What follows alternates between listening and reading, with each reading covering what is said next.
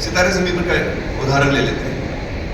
हमारा थिएट्रिकल जो रन है वो कंप्लीट होने तक हम करीबन 80-90 लाख या 1 करोड़ लोगों को दिखा पाएंगे थिएटरों में। 80 लाख और 1 करोड़ के बीच में ये फिगर कहीं आके बैठेगा। बाकी हिंदुस्तान, बाकी के लोग कहाँ देखेंगे? तो ये मेरी तरफ से कोशिश है कि मैं काम कर रहा हूँ, जो मैं क्रिएटिव काम कर रहा हूँ, वो मैं हर एक हिंदुस्तानी तक पहुँचा पाऊँ। मेरा ये सपना है कि जो हम सिनेमा बनाते हैं वो हर हिंदुस्तानी तक पहुँचे और आसानी से पहुँचे और वो किफ़ायती दामों में पहुँचे, ताकि वो डिसाइड कर सके उसे कब देखना है नहीं देखना है, जो उसको जैसे वो सही समझे।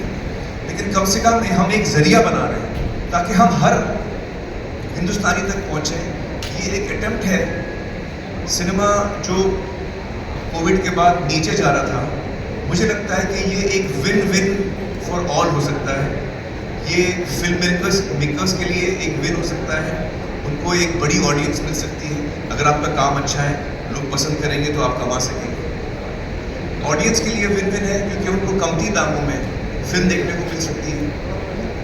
आप सोचिए कि एक परिवार में अगर 4 लोग हैं, वो फिल्म देख रहे हैं, 100 रुपये में देख रहे हैं, तो 25 रुपये पर हेड होता है। आप अपने नेबर्स को भी बुला लीजिए। मैं जब छोटा था, हम लोग नेबर्स के साथ में देखते थे चाय गीत। आप 8 लोग कर लीजिए तो और कम हो जाएगा। आप पूरे गांव को दिखा दीजिए, 100 लोगों को दिखाइए 100 रुपये में, तो 1 रुपये पर हेड पड़ता है। तो ये आपके ऊपर है, आप इसका किस तरह इस्तेमाल करें।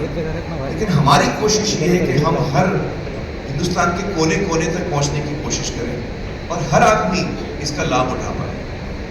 तो ये एक बहुत ही बड़ा कदम है। आप लोग में से बहुत जर्नलिस्ट लोग, मुझे आप लोगों ने पूछा कि मैंने OTT राइट्स या जो SVOD सब्सक्रिप्शन राइट्स मैंने अपने फिल्म के नहीं बेचे, और उसकी वजह ये थी उस वक्त मैं आप लोगों को साफ शायद बोल नहीं पाया, लेकिन उसकी वजह ये थी कि मुझे वो मॉडल ठीक नहीं लग रहा है। वो मॉडल मुझे कभी समझ में नहीं आया था और इसलिए मैंने ये नया मॉडल सोचा है। मुझे उम्मीद है कि आप लोगों को ये मॉडल पसंद आएगा। मुझे उम्मीद है कि देश के हर नागरिक को ये मॉडल पसंद आएगा और एक बार फिर सिनेमा जो है वो जिस बुलंदी पे लहराता था वो एक बार फिर लहराएगा, ये मेरी उम्मीद है। और डिजिटल पे काफ़ी एंटरटेनमेंट भी हम देखते हैं। अलग अलग उसके मॉडल्स हैं, सब्सक्रिप्शन मॉडल है और भी मॉडल्स हैं, फ्री मॉडल भी है, बहुत सारे मॉडल्स हैं। और मुझे ये एहसास हुआ कि जो हम बचपन से मैं जो फिल्में देखते आ रहा हूँ या 100 साल से जो हिंदुस्तान में सिनेमा चल रहा है, उसका एक ही मॉडल रहा है हमेशा से, और वो है मॉडल पे पर व्यू। हम एक दफ़ा जाते हैं थिएटर, हम एक दफ़ा पैसा देते हैं और हम एक दफ़ा फिल्म देखते हैं। तो अंग्रेज़ी में उसको कहते हैं पे पर व्यू। आप एक दफ़ा टिकट खरीदते हैं, आप एक दफ़ा फिल्म देखते हैं। इसको कहते हैं पे पर व्यू मॉडल या ऑन डिमांड। तो मुझे लगा कि जिस तरीके से हम आमतौर पर फिल्म देखते आ रहे हैं, वही मॉडल को मैं अपनी ऑडियंस तक ले जाना चाहता हूँ। पहले वो थिएटर में जाके पे पर व्यू करते थे, एक दफ़ा पैसा दे के एक दफ़ा थिएटर देखते थे, फिल्म देखते थे, अपनी पसंद की फिल्म देखते थे, और वही सुविधा, वही फैसिलिटी मैं को पहुंच पाते हैं हमारे थिएटरों के ज़रिए।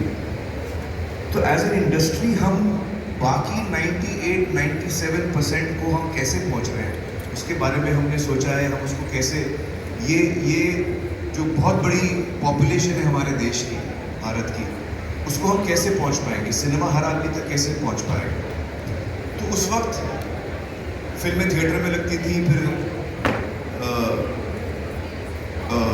वीडियो आया, फिर VCD आया, फिर DVD आया, फिर केबल आया, बहुत सारे माध्यम आए रिलीज़ करने के लिए।